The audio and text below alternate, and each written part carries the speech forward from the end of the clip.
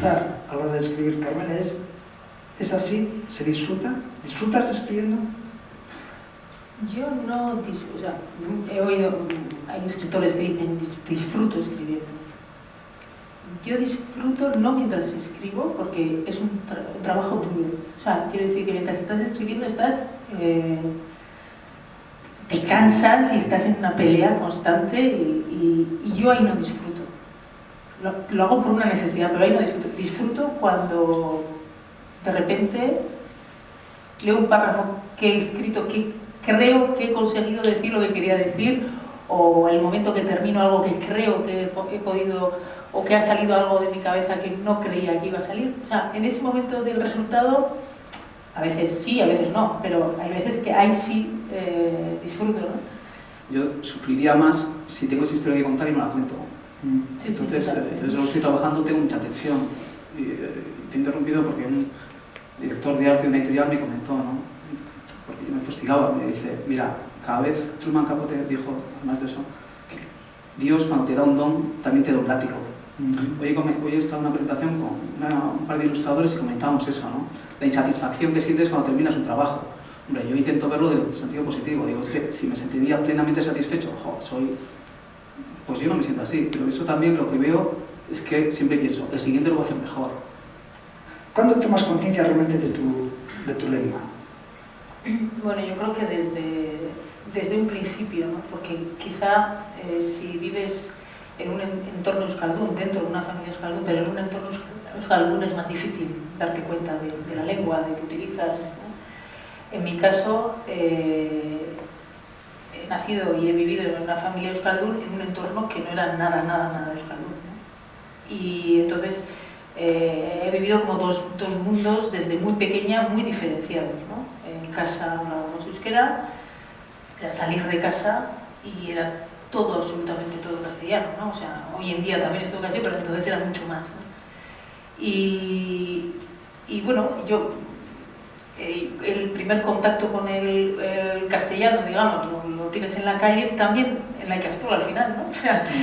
Ahí donde muchos niños aprendieron euskera, yo aprendí el castellano, porque la gran mayoría no sabían euskera, ¿no? Entonces, yo siempre he vivido esos dos mundos, bueno, no diría dos, diría incluso tres mundos lingüísticos, ¿no? Porque en casa hablábamos euskera de Lekeitio, de Quicharra, en la Ikastola con los profesores y en clase hablábamos euskera batua, y en la calle y con los amigos y las amigas al final hablábamos castellano. Entonces, la clave de en cada momento qué lengua utilizar y cómo la he tenido desde muy pequeña, muy presente, ¿no? Me gusta mucho comunicarme, me gusta aprender, y las lenguas son vehículos para comunicarse y para aprender, yo creo que es de las cosas que más me gustan, sinceramente. Ahora, yo en mi recorrido vital le digo, pues hoy, tal como está planteado esto, tenemos que hablar un poco personalmente, siempre hablamos del trabajo. Yo la verdad es que mi entorno no era absolutamente euskaldun, ni muchísimo menos. El familiar no, mis padres son del norte de Extremadura, de La Vera, Cáceres, no había un desconocimiento total de la lengua, pero también en mi entorno. Yo vivía en un entorno donde el euskera no estaba nada presente, excepto, había una pequeña luz en ese sentido, ¿no? Era un profesor que dibujaba. Era un profesor que de repente cogía y dibujaba. Era un profesor que a veces en una hora libre contaba una historia, Don Julio. Y luego él, la tercera pata, tenía este profesor, además de enseñarnos, que se pone el más importante, pero yo me acuerdo de las otras, era el euskera. Él nos enseñaba canciones cuando conocía a Bernardo, que no me conocí por motivos laborales, sino por amigos comunes. Empecé a trabajar con él sin saber yo, conocía la lengua, pero no sabía hablar, no tenía un mínimo conocimiento. Y la verdad es que el primer libro que ilustré me pasó el texto en castellano. Pero fue a través de amistad. Como yo fui conociendo, además, la cultura vasca parece asociada a una persona así que, no, como te iban contando cosas muy domésticas. Pues en casa hacemos esto. Pues, yo empecé a leer libros de euskal cultura y en castellano. Pescadores de Terranova, muchas cosas. Me gustaba mucho Pío Baroja, iba leyendo. Y para mí fue un proceso natural decir, oye, es que tengo que aprender. Es que yo quiero leer estos libros que voy a ilustrar en la lengua en la que están escritos. Y además quiero conocer más. No sé, estoy conociendo el país a través de los libros que, no sé, no necesitaba. Para mí fue una necesidad. Hemos avanzado. ¿Cuánto hemos avanzado? ¿Cuál es tu percepción? Yo realmente hay días en que veo la botella medio llena y días que la veo medio vacía, ¿no? Yo no tengo ninguna duda que se ha avanzado muchísimo, porque me pongo en el momento en el que he contado antes de mi niñez, que iba con mi madre por la calle y mi madre, si pasaba alguien hablando euskera por la calle, les paraba, no gozaría. ¿Cómo ha cambiado eso y lo que oyes hoy en la calle y lo que se oía hace 20 años en un Gasteiz, estoy hablando de Gasteiz, no tiene nada que ver, ¿no? En ese sentido, yo, y el esfuerzo que ha hecho tanta gente, como ha dicho Miquel, o sea, me parece que se avanza mucho. Pero por otro lado, cuando la veo medio vacía, por un lado, frente a ese interés de mucha gente que ha hecho el esfuerzo y que es totalmente admirable, también veo no ya el desinterés como esto no va conmigo, el esto no va conmigo de mucha gente cuando... No estoy echando culpas a nadie, ¿no? Quiero decir que es lo que ocurre, ¿no? Hay mucha gente que dice, bueno, esto es una cosa que hay por aquí, pero que no va conmigo. Me duele, ¿no? Pero luego en lo práctico, en el día a día, yo sobre todo en ese paisaje de la ciudad, en el paisaje de la ciudad, que creo que es muy importante, no está. Y eso pues te hace sentirte un poco como extranjera en tu propia ciudad, ¿no? Sí, yo sí que tengo la sensación. Hay días que ves que hay espíritu cero, con el euskera o con cualquier cosa, ¿sabes? O sea, por aprender, ¿no? Por avanzar un poquito más. Y otros días, pues, un amigo tiene un bar, él es euskaldun, otro no es euskaldun, pero yo creo que también es una tipología también de vitoriano, no sé si muy extendida o menos, pero es el simpatizante de euskera. También me lo hay, ¿no? Que dicen, hombre, uno, un queso, o sea, se quedan ahí, ¿no? Pero tienen una simpatía con el euskera. Ahora, y digo, pues el otro sitio es un simpático con el euskera, ¿no? Que bueno, que estaría bien que aprendiera, pero también se agradece, ¿no? A ver, un simpatizante. Esa tipología... ¿Tú dirías en euskera y castellano en las dos lenguas? ¿Cómo convives? Mi vida es en las dos lenguas, pero también, según las fases de mi vida, han sido en diferentes lenguas, ¿no? O sea, el entorno es clave, ¿no? Luego eso te lleva también a, como digo, cuando estás en un entorno muy euskaldun, también para escribir también quiere decir que lo primero que te sale siempre va a ser el euskera, ¿no? Cuando estás en un entorno en el que predomina más el castellano, a veces te lleva al castellano también a la hora de escribir, a pesar de que yo casi todo lo que escribo lo escribo en euskera. Y además me ocurre que son dos maneras de escribir totalmente diferentes. O sea, me ha ocurrido en los 3 casos que he traducido libros míos a castellano. El primero fue a Amarenskoak y comencé Las manos de mi madre. Comencé a traducir lo que es Amarenskoak literal, más o menos literal.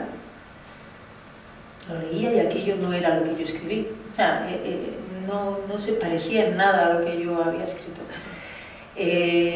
Tuve que hacer un montón de cambios, paradójicamente, para que se pareciera al original. O sea, sí, en castellano publico, los libros se han publicado hasta ahora todos primero en castellano y luego posteriormente en euskera. Sí, de hecho, el libro que he presentado es de también, que parece que estoy hablando de este libro, pero es que me pasó una cosa, que esto lo escribí hace 3 años, en noviembre, además creo que estaba escribiéndolos, esta traducción en euskera, y hay un detallito en una frase que es que está mejor. Y he dicho, claro, yo es que ahora se lo escribiera, claro, es que eso falta, está un poquito coja esa frase, está retocado, está mejor. No tiene que ver con la escritura ni con nada. Yo cuando nos comentaste un objeto que tenga algo que ver con vuestra con la lengua, o sea, con vuestra historia personal y las lenguas y tal. Bueno, yo he traído una cosa que igual os parece que no tiene nada que ver, pero esto es una cinta de Carlos Gardel, una cita de entonces, ¿no? Y antes he dicho que en mi casa es euskaldun y en entorno, o sea, que en mi casa siempre se ha oído únicamente el euskera. Pero quizá las primeras palabras que yo he oído en castellano, seguramente no lo sé, ¿no? Pero podría ser los tangos de Carlos Gardel, porque mi padre en el equipo le llamaban Gardel porque cantaba tangos, y le encantaba cantar tango, ¿no? Y en casa cantaba tangos. Y oíamos Carlos Gardel, y nosotros de pequeños, fíjate, cantábamos por una cabeza, o sea, cantábamos los tangos de Carlos Gardel, ¿no?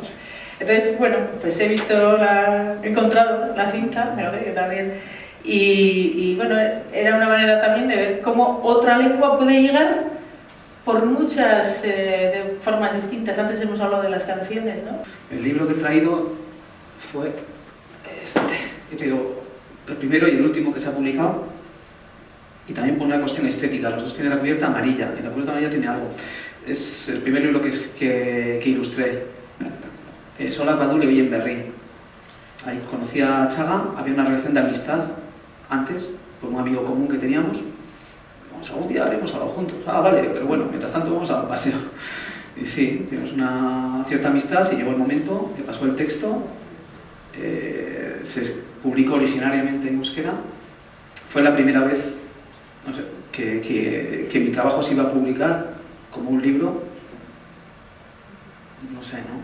Un día leí en un periódico una entrevista a alguien que dijo: un lápiz es tecnología.